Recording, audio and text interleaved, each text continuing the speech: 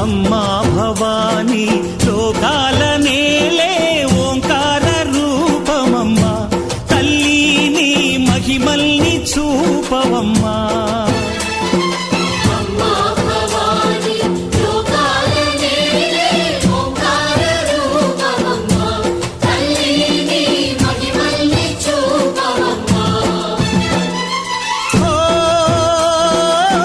సృష్టికే దీపమా, శక్తికే మూలమా, సింహరథమే నీదమ్మా.